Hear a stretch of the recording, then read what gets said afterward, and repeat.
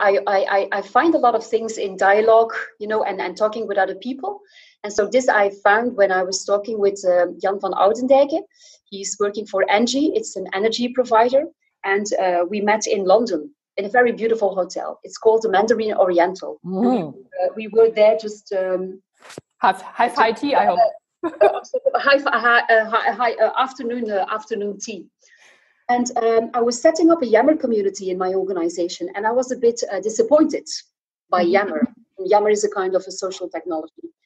And I said to Jan, I'm a bit disappointed by Yammer because it's always the same people who are posting, and the others, they don't react. And so I said, well, this power of social technologies, I'm not sure. And then he said, I do not agree with what you say.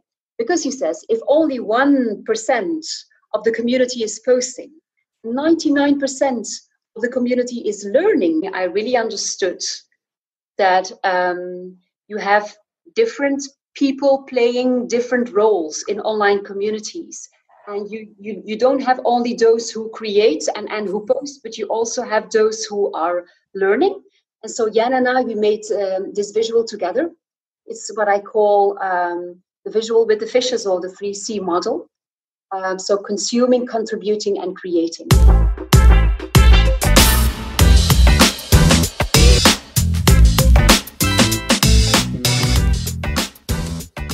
Welcome to the Digital You podcast, dear Isabel. Hello, good afternoon, Catherine.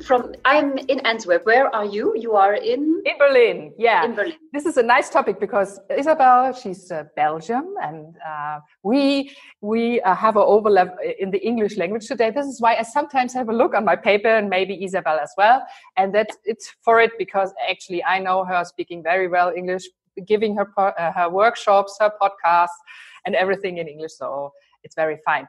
What can you expect today? Dear listeners, nice to have you here. We will talk about social collaboration and social leadership in the digital workplace. The working title for this podcast today is Digging the Digital Workplace Gold Mine. Wow. And, we both of us, Isabel, we are very convinced about the collaboration that we are able to have today based on the digital techniques and social technologies. And we have three main topics. First of all, what's in it for you as a leader, if you're listening? What can you get from the communication collaboration tools? Then I'm very curious about Belgium having here in the Digital You podcast, because she has a little overview on the from an external perspective on our German market, and she knows lots of German, so I'm very curious to hear about it. And we will discuss how to activate as a leader or your staff, how to activate your leader or your staff in collaborating better and get the engagement when they use social technologies in business. And this is also the origin title from your book, dear Isabel. Maybe you could just have a talk about Vernetzt Arbeiten and tell us something. And actually, I will share the screen because I wanted to raise the book right now, but I have to say that I forgot it on my sofa. But it is. But here it is. We have the digital version of it. So maybe you explain a little bit about Vernetzt Arbeiten. Yeah. Or maybe maybe how I came to the book. Sure, go ahead. And why I have written, by the way, why did I write a book about a topic like social technologies? Well, I think my three favorite topics, Catherine, they are language, knowledge sharing, and leadership. Okay. And language, knowledge sharing, and leadership, the three of these topics, they all come together in the topic of social technologies. And that's why I just had to write the book. About language. Language allows us to tell stories, and language allows us to connect with people, but language also allows us to develop ourselves. So language is really a beautiful topic. And then we have knowledge sharing. And what intrigues me about knowledge sharing is that we have all these ideas and insights in our head, and it's called tacit knowledge because it's there somewhere in an implicit way. And what it intrigues me is how we can make this implicit, tacit knowledge explicit. so that other people can reuse it and can make benefits out of it. And so the third topic is leadership and self-leadership. And what intrigues me is how leadership in an organization has an impact on the learning and development of people, and maybe on the happiness and productivity of people. And so language, knowledge sharing, and leadership, they all come together in the topic of social technologies, and that's why I just had to write the book. And that is really the feeling that I had in 2016, 2017. This is just something that I have to do. Mm-hmm. There was no way back. Yeah. So here you are, or better said, last December, November. I was, or was it October? Actually, I don't know. It was end of year. I saw Ragnar Heil, who also was guest already in this podcast, signing your book, because he's an author. You have several authors in your books, and Ragnar, shout out here, shout out, don't shoot. I understood. Sorry on that. He's an author in your book, and actually he connected us, because I saw the book. I bought it actually because I knew Ragnar wrote something in it. Yeah, that was my intention to read that. And then I found so many. You saw the writings that I did in the book because I was sharing my appreciation. And so we got in touch, and this led us to the talk today. Because actually you proposed, let's talk and have a talk. And I said, well, let's have a talk and then share our knowledge even to other people. Yeah, the talk. Okay, so that's great. This comes from the environment, also with Ragnar from Working Out Loud. Yep. And I think you're also from that school, like. Yeah. Okay, so indeed. What's your relationship with Working Out Loud? When sometimes a book changes your life, and I think one of the books that changed my life was reading the book Working Out Loud by John Stepper. And then I tried the method out in my organization. And there I was a bit stuck. Or my colleagues were stuck. And there was a kind of a frustration with the method. And because of the frustration of the method, I developed something else. And that resulted in, I think, also my own organization. Where I was a bit stuck is that the book starts with finding a personal purpose. And there my colleagues, they were stuck because they didn't find their personal purpose. So I thought that maybe we should start with something that is more concrete. And for me, it's learning about a topic and sharing knowledge about a topic. And also that gave me the advantage to link that with the organizational objective. That is also something that I don't find enough back in the book written by John Stepper, it's about your personal growth. I don't think that organizations in Belgium, they want to pay me just to invest in personal growth. I think we can invest in personal growth, but it should link also with organizational growth. So the first question I ask people is, what is this topic that you really are passionate about, that you want to learn more from?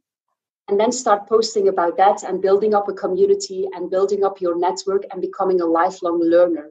So for me, in my, let's say, methodology or learning track, there's a bit more focus on knowledge sharing and building up online communities. So it is a bit different, but of course the main ideas are the same. Mm-hmm.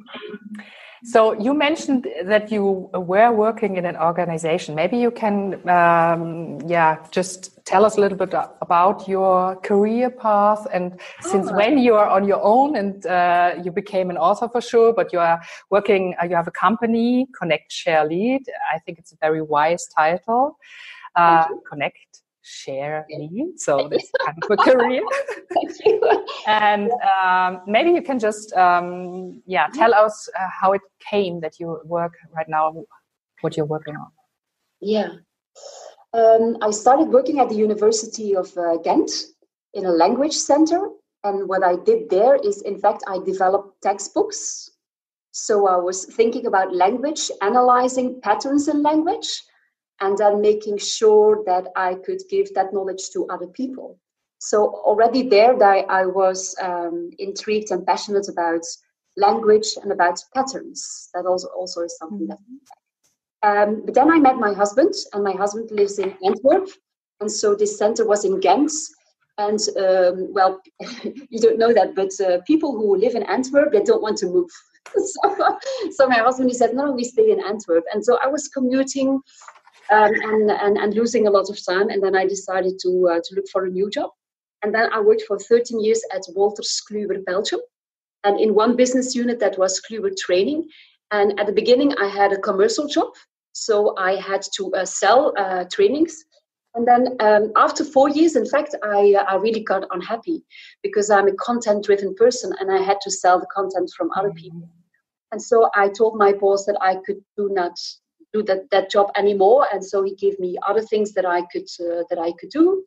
And then in 2012, I was still working for that company in Belgium. You had this wave of new ways of working, Arbeid 4.0. Mm-hmm. Call it Enterprise 2.0. And I really saw these things coming together, like new ways of working, new ways of learning, and new ways of leading. And all for me, came together. And then I started working on that. And then, in fact, I was posting about those topics on Facebook in 2015, 2016. And then there was this person who said, I would like to meet you because you seem like a passionate person about digital transformation. And then he came to my house and then he said, I'm not here to talk about digital transformation. I'm here to talk about the book that you are going to write. I said, I'm not going to write a book.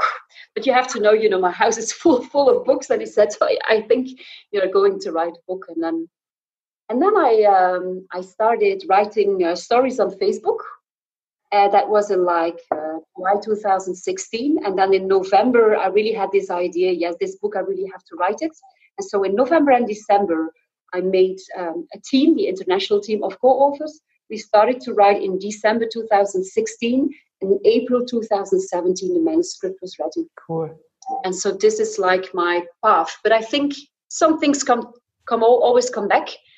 Connection between people, language, leadership, self-leadership, knowledge sharing, and patterns. So I like patterns in language. And so what I also do is people ask me, how do I have to post on LinkedIn, Facebook, and Twitter? And in fact, what I do is I analyze posts and I see patterns coming back. And so I analyze the posts and the patterns. I teach them to people so that they can post in online communities. Yeah. So I like to bridge, the ideology and then helping people how to do it. In the daily life.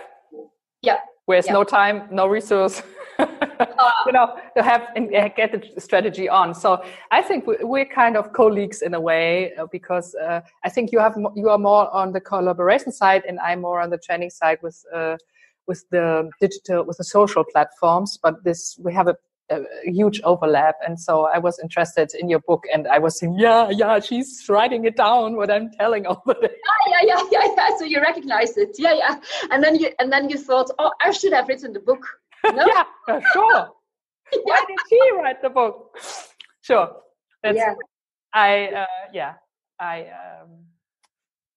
Wie heißt es? Ich gestehe es. I confess. Yeah. Sometimes I have the same that I read something and then I say I should have written that. But anyway, but on the other hand, Katrien, of course, I'm very passionate about the topic. At the same time, it is a tough thing to do. Mm-hmm. It is difficult, and so what I see and what I understand also is that organizations are like bodies, and bodies have a limited amount of energy. So it means that you're not going to do just like this new things, but because doing new things takes a lot of energy and you want to save energy. And so sometimes I think what I am doing is like installing something new into the body, but the body sees it maybe as a kind of a virus that has to be attacked and that has to be killed. So a body always has a strong immune system to keep the status quo. So it's not an easy thing to do, but I still feel that, in fact, what I like is that I want to make people more aware of their knowledge. I want to make people more aware of the use of their time, their talents, and their productivity. And I'm convinced of the fact that by doing that, I can make people happier and that I can make organizations healthier places to work. But it will take a lot of time. And of course, it's not just me, Isabel de Clercq. I'm part of a movement. This is like a wave that is passing by, the Working Out Loud wave, the Arbeid 4.0 wave. And so I'm part of the wave. But I think this is something that I have to do. And of course, social technologies are rather young. It's a rather young technology. And we will see within 10, 20 years, when we are old, Katrien, what are the final effects? What are the final effects of the technology? It is rather young. So we will see. Yeah, we will see. But actually, as I read in your book, and as we can see right now, you're an advocate for social communication and collaboration in the digital workplace. And for sure, the digital workplace is just a smaller part of everything that's going on. Digital workplace inside the enterprise and the social communication outside in the globe of it. So your book is showing us many advantages of collaborating, of working out loud, and some risk for sure. But here in my daily life in Germany, as you told me before, we find many women and men in leadership positions or in teams in a workshop with strongly resistance to it. Go away with this. I don't want it. I have some workshops where I think, okay, we have to go back and start earlier than to talk about the advantages more than about the benefit. What's in it for me? What can I achieve with it? It's the question I often discuss. And I am very curious to hear your discussion on that topic and what you are answering to those people who are so in a resistant state or at the fence. Maybe they think they know it's important, but actually they're not taking the step to communicate in a more transparent way. So what's in it for me? What's your point of view to that? Yeah.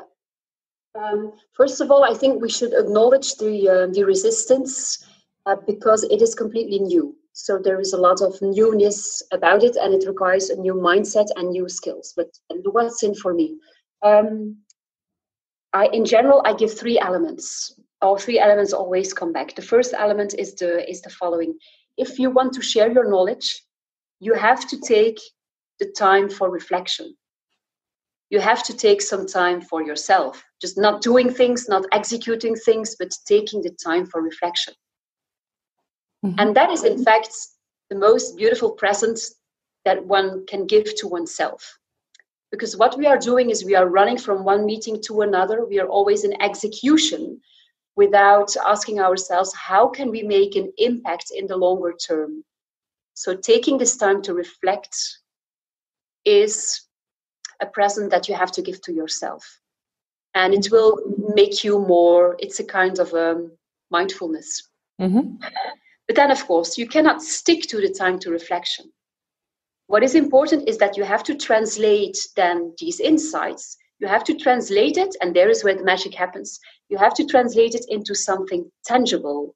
It means words or a visual or a video or a podcast.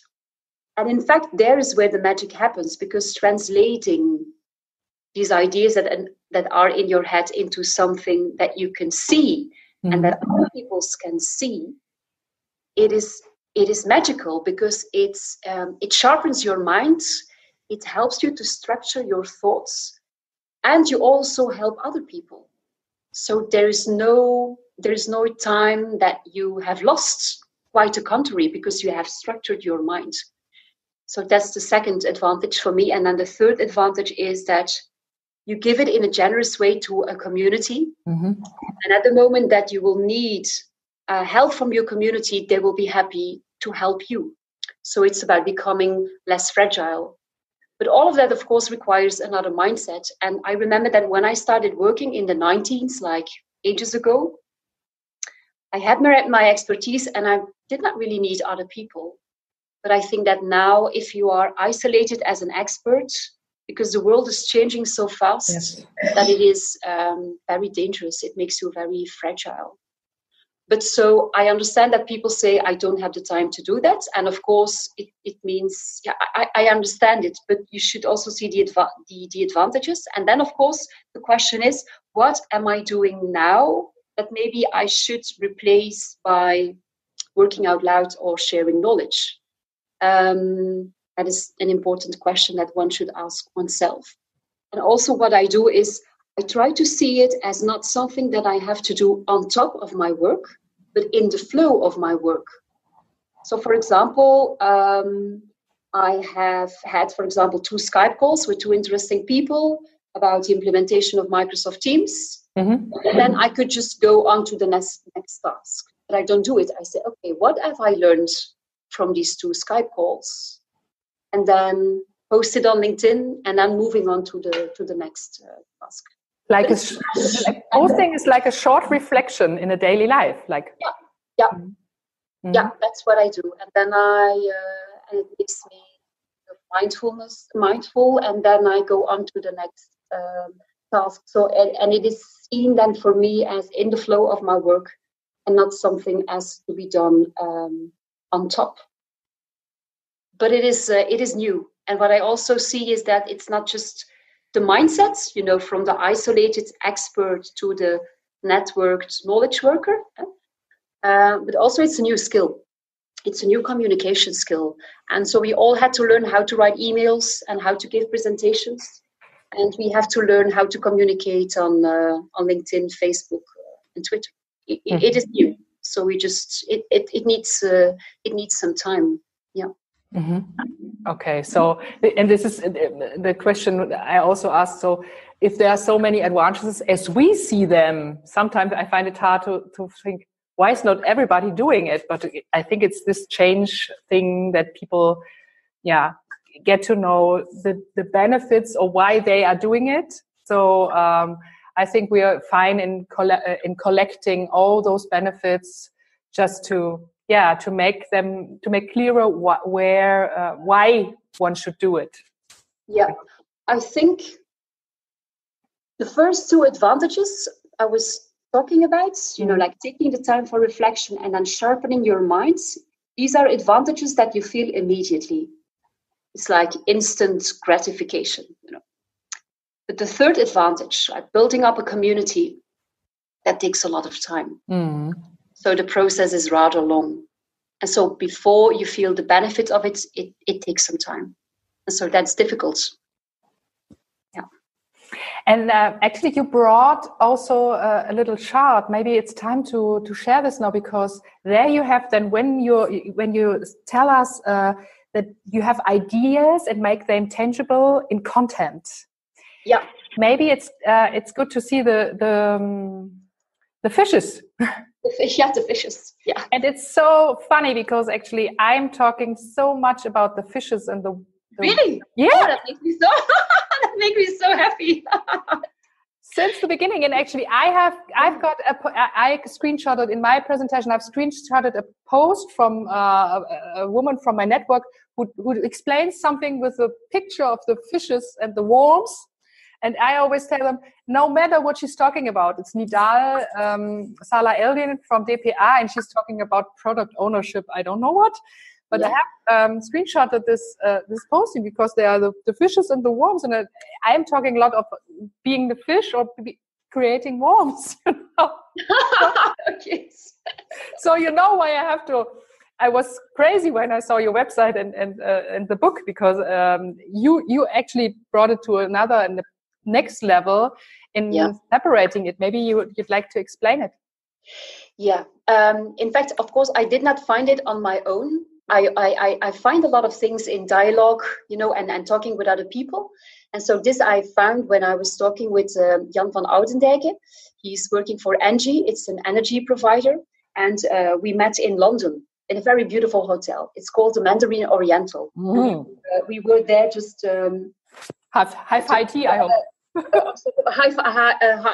Afternoon tea.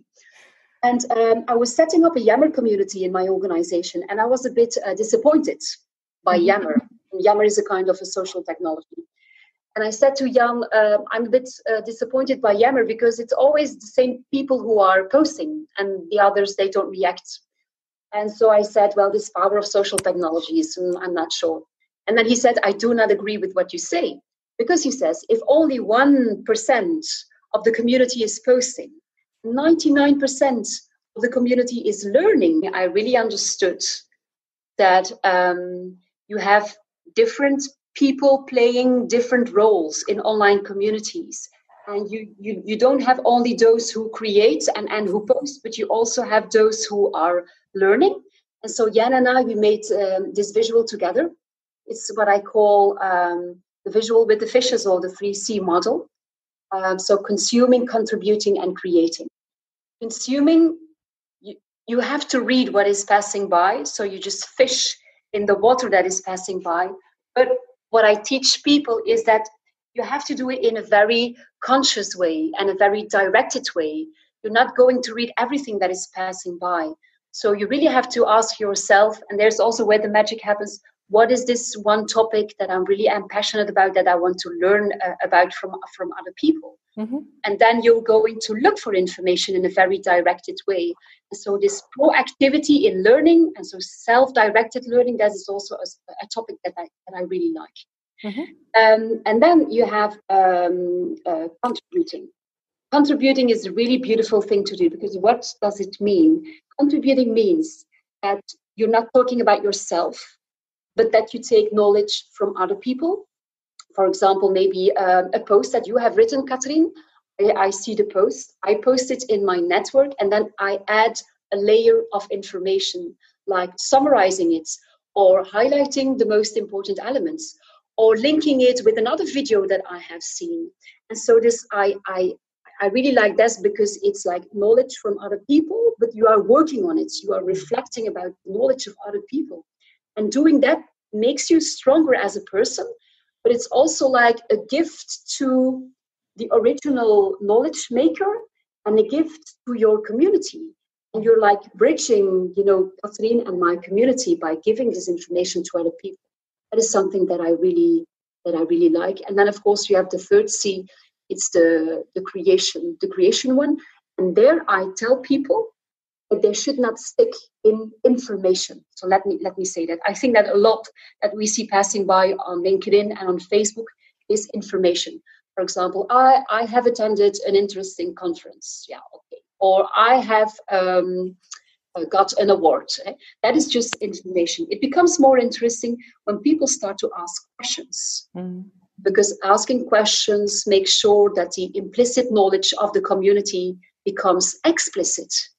That is really interesting. And then a third thing is what I call reflective practice.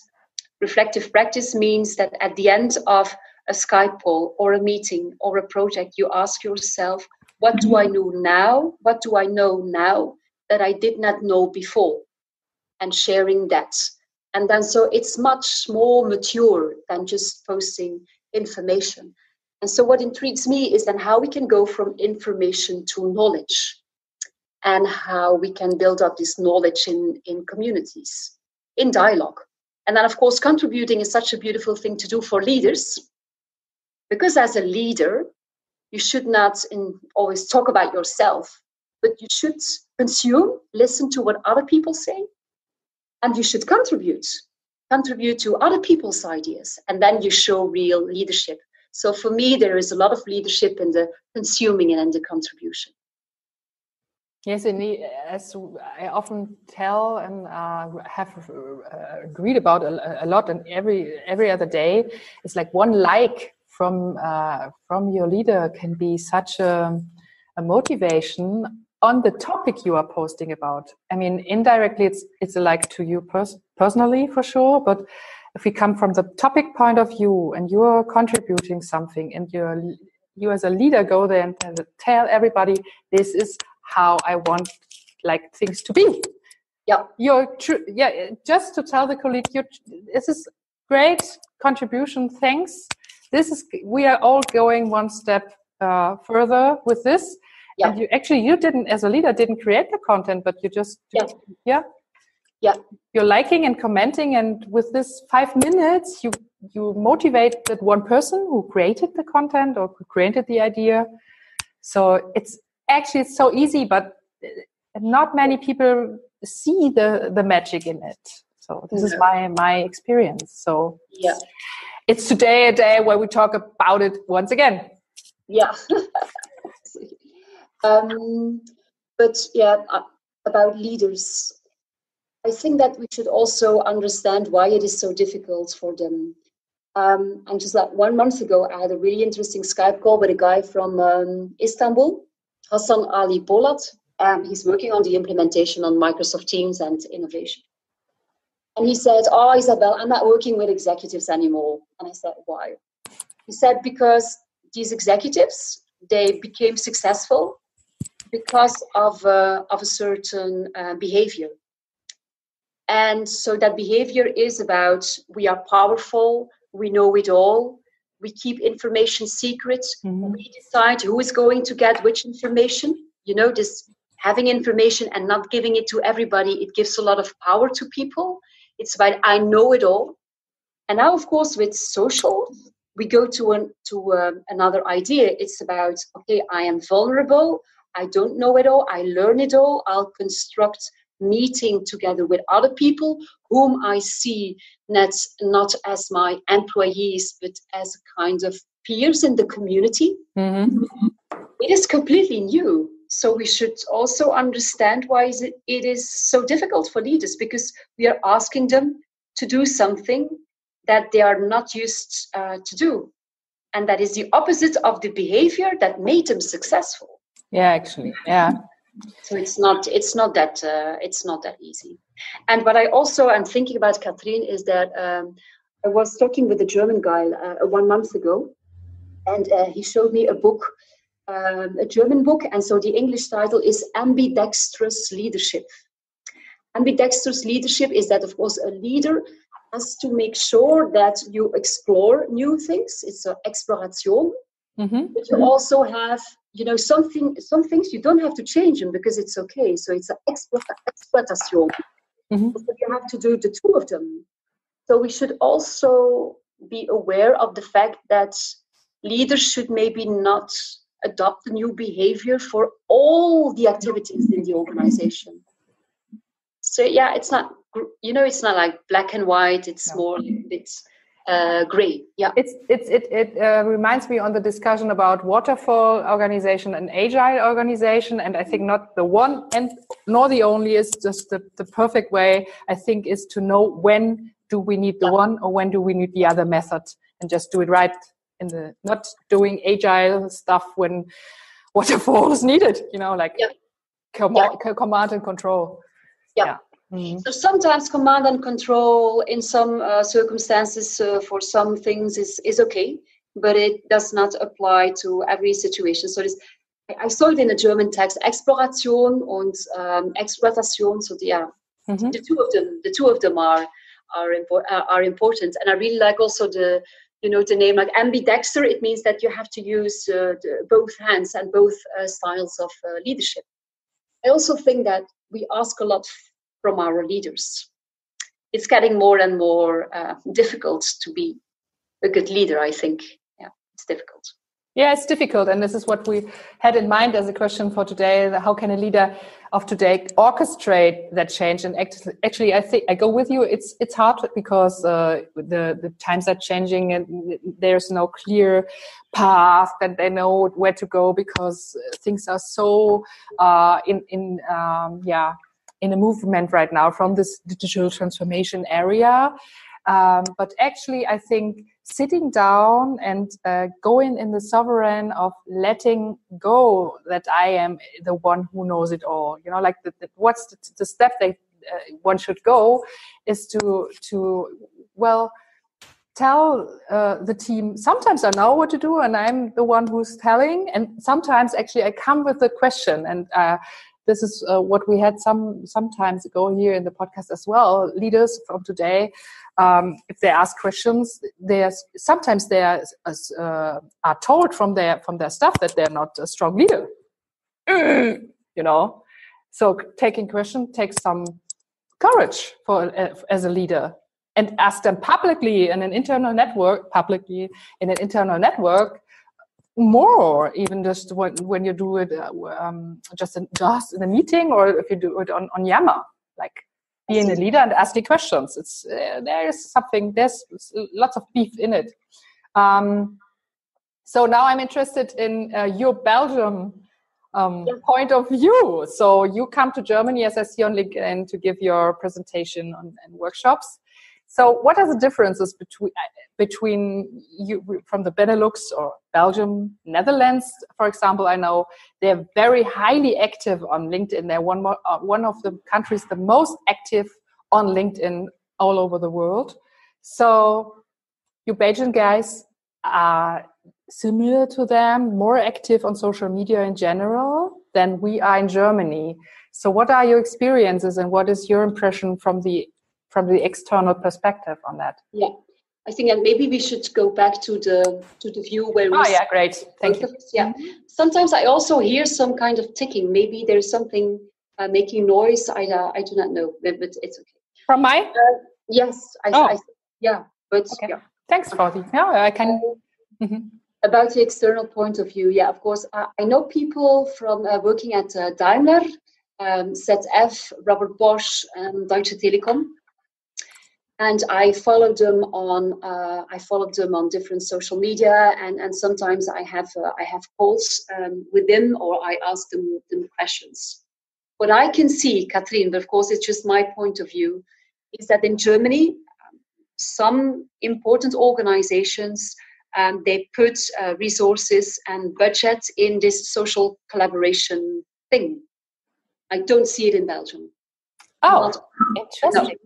Not on that scale. Do you have this working out loud community in mind from Deutsche Telekom, I think, Bosch, and so on, that they are more visible for maybe, of course, because it's about being open, that they are of course visible. But of course, I also see, for example, that at Daimler and at Robert Bosch, you really have like people on the payroll that are paid to promote social collaboration in the organization worldwide. And that is something that I don't see that in Belgium.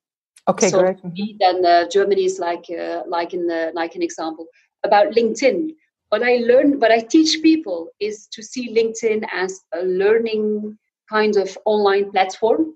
And then people at the start workshop, they say, but LinkedIn is not for that, Isabel. LinkedIn is to find a job. And I said, it's also to find a job, but it's also, to share your knowledge and to find people who are working on the same topic. And I say, but not a lot of people are doing that in Belgium yet. And I said, it's true, but I want to help people. Mm-hmm.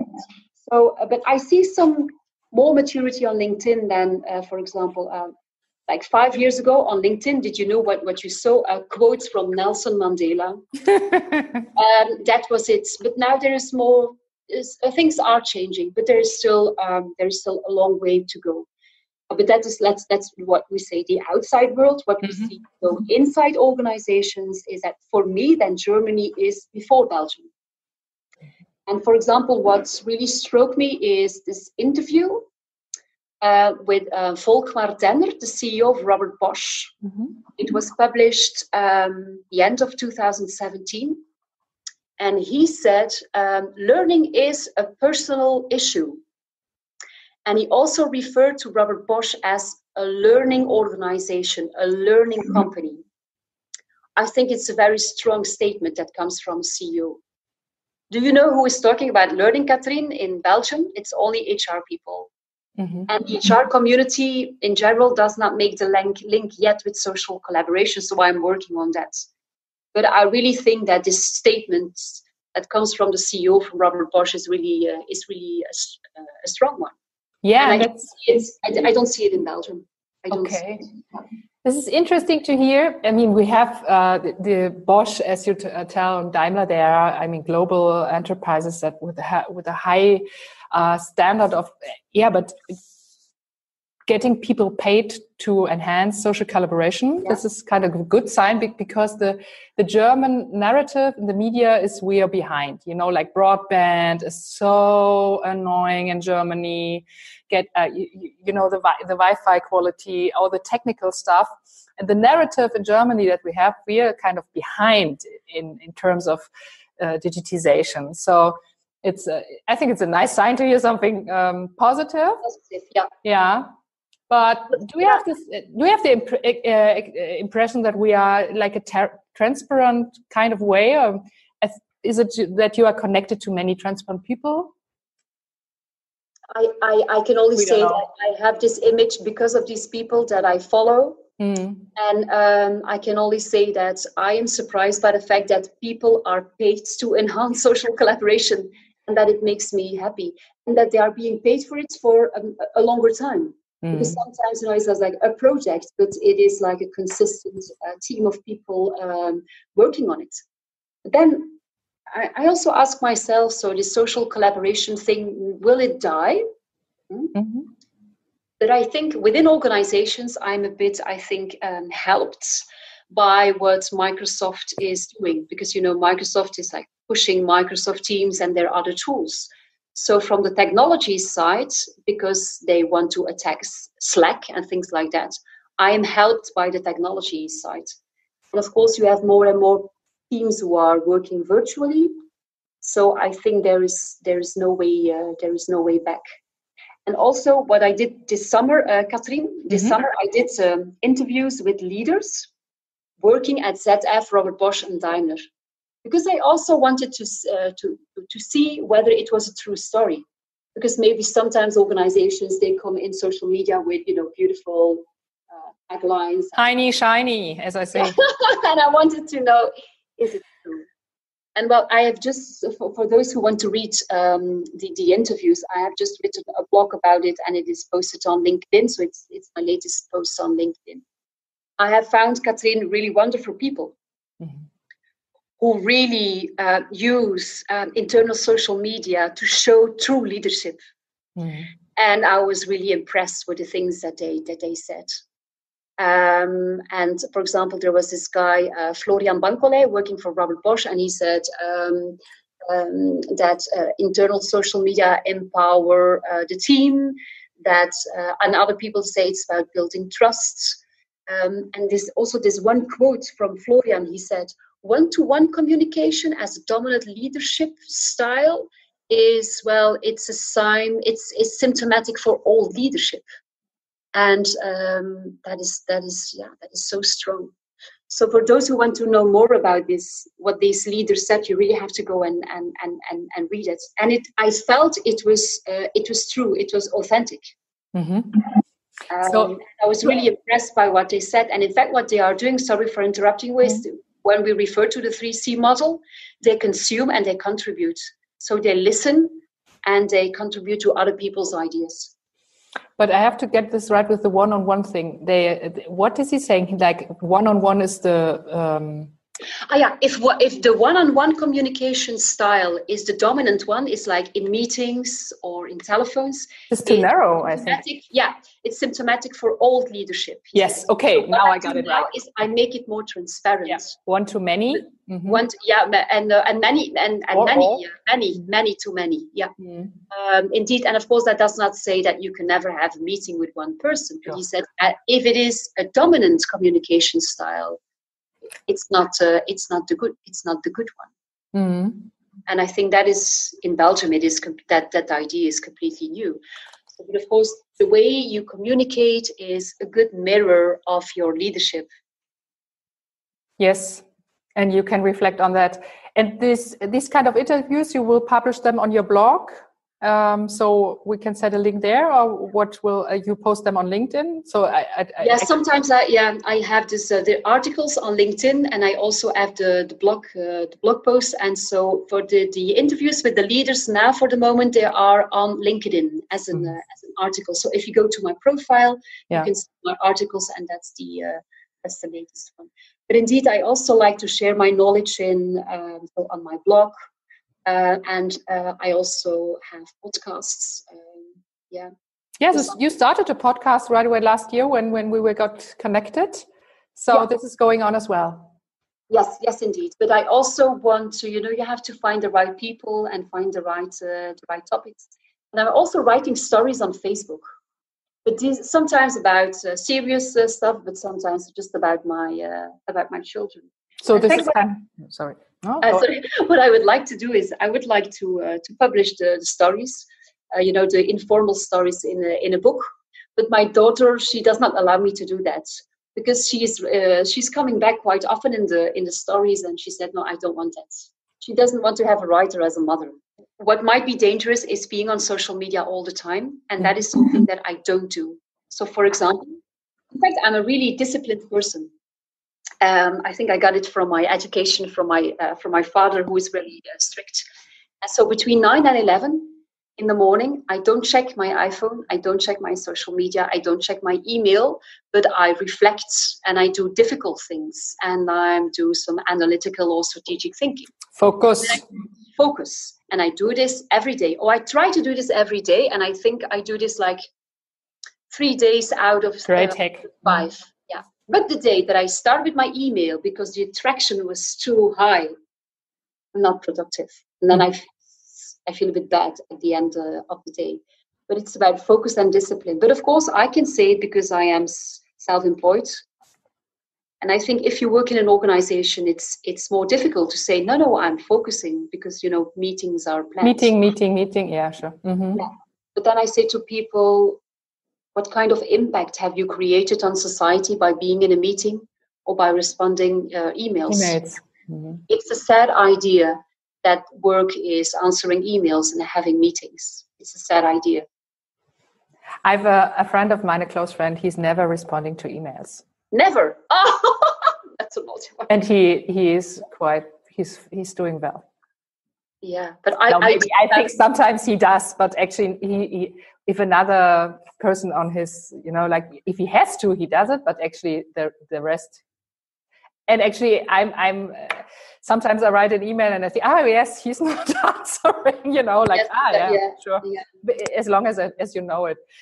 So to get back on this, if you are sometimes you're going into the focus and in your focus mind,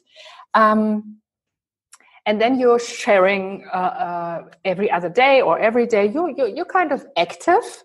So this is you're a person where it's interesting to reflect. When is the balance between doing as much as I need to do and doing too much?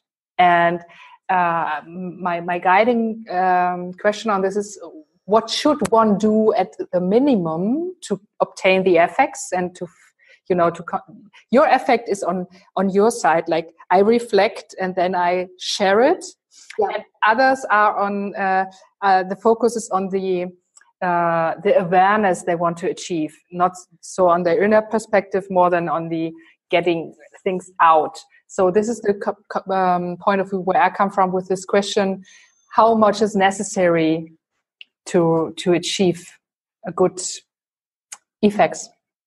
Yeah, I have to say that it's not that clear for me either, because what I sometimes see is that posts that I find really interesting, they have like 500 views, and then other posts have 10,000 views, and I don't understand where it comes from. And so people tell me, you should not post on Saturday and Sunday and Monday. You should post on the other days because then you have more reach. But I don't see that. For example, if I post something about an interesting article that I found in the newspaper, I have a lot of views. So I don't get the algorithm. I don't know. So I don't understand. I just do it when I feel that I should do it. So there should be a kind of a consistency. And so to make it more concrete, I think if you want to reach a lot of people, then maybe on Monday you should be on LinkedIn, and then on Wednesday, and then on Friday, like 3 or 4 times a week. I think you should. But then it's also a question that I ask myself is: can I tag other people? Can I mention other people? And sometimes I do it because I know that people are working on a kind of topic and they like it when they don't have the time to read a lot, but I like to read, and then I filter it for them and they really like it. Mm-hmm. And then other people say, well, I don't like it when you tag me. Because it's like poking, like, yeah. It's too aggressive. So I don't know. I'm not sure. We're still learning, I think. Mm-hmm. There indeed is a learning. At one moment, though, I felt that I had been posting too much. Why? Because, of course, it is important that when you get answers back, you have to interact with these people and you have to thank them. And then at a certain moment, I could not follow with interacting. And then I knew that I had been posting too much. Because what came back was too much. Yeah, and you were overwhelmed. And maybe we just can go one moment back to your nice little, what is it? It's an infographic. Visual, yeah. Yeah, a visual. Consume, you can go there every day and go for 5 minutes, 10 minutes, what you think. Contribute, you have to, if you consume, there's just a small step to take it and leverage it, go with another thought on it. But if we ask ourselves how often it's a difference, like am I listening or am I creating, This is where I differentiate. Yes, yeah, indeed. Yeah, indeed. That's very interesting. So creation, there's no need to create for an executive. I think there's no need to create on LinkedIn every day or every week, but if you have your topics, like if you're in a Yammer group and you have your 3 months OKRs and you want to, get the steps, maybe it's every other week, maybe it's every 2 weeks with real tough creation. And then you contribute the next week, something you found and find nice, and actually if I have, self-employed people who want to achieve some awareness over the year, I tell them once a month, real good creation once a month. Yeah, it's very fine, and even every quarter, if it's the people, they read it and they get your image if it's really good. So. Yeah. People sometimes, I think, they don't do it because they think I can't achieve in being active every week. So I think there is a hierarchy here: consuming or liking, then contributing, sharing, and creation is very hard stuff. We both know it. I mean, but of course, there's also some gradations in creation. Because, for example, sharing what you have learned after a meeting is also a kind of a creation that does not take a lot of time. Yeah, because the context is there, you're present, it's very there, like you just you digest it if you want, like that. But for example, writing a blog, but I try to do it each month, and even then it is hard. It is a lot. Yeah, it is a lot of work. And of course, the content also should be good. But then other people say, "Yeah, Isabel, you should do it because you have to make sure that you keep on feeding the world with new ideas." It's not, and I think there is a difference between what we do in the outside world, like LinkedIn, and then inside the organization. It's it might be different. Yeah. Some are really familiar and similar, some points, and some points are really different. But I think for this we have to find another date to discuss. Isabel, thanks a lot for being here. Thanks a lot for sharing. We will provide some links about your homepage, Connect, Share, Lead, LinkedIn, Twitter, I don't know, Facebook. I mean, yeah, why not? Of course, you like. Yeah. And before we close, we will, as we see, we have many questions that are not still for us as a consultant and trainer are not so clear. Like we have our experiences and get closer, as I always say. We have many questions and some answers, so I'd like to share them more in the Digital You community on LinkedIn. So you're invited to get in, and actually it's hard for me as well to get the frequency there. Sharing is caring, but it's worth working on it. It's worth contributing it. So thank you, Isabel. I recommend the book. Read if you're interested in that topic and want to, get a view on the inner perspective of enterprises. Like if you're an executive and think I want to enhance the activities in my organization, or if you have a staff member and your leader is kind of still sleeping, you find many very good arguments in your book how you can spark, get activated. This is what I liked, with underlining it. That's good. Yeah. Okay. Makes so me happy. Thank you, Isabel.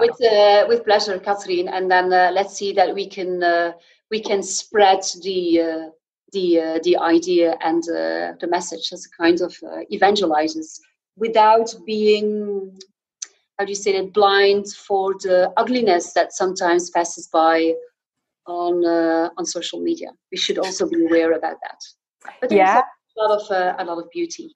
There's a lot of beauty, and actually, as you said, right now I also have the impression there's lots of complaining and negative talking, like the dopamine thing. We are all in this, like we are all addicted. And I think the other Saturday, the other Sunday, I'm not so addicted that I can't just leave it. So it's a working system and operating system for today. And I mean, it's so nice to have it in this area in our times right now. Yes, and I saw that's the last thing I'm going to say. So I was writing on Facebook this Saturday, and I say that we sometimes act like spoiled children because we think it is normal to be able to read different kind of newspapers on Facebook and on Twitter, and that it's all for free. Our grandparents were not able to do so. So we should also be grateful for the information that comes to us. And of course, we should read it with a critical mind. Critical eye on it, yeah. So, ta-da. Thank you. And looking forward to reading more about from those leadership interviews, and looking forward to the next book.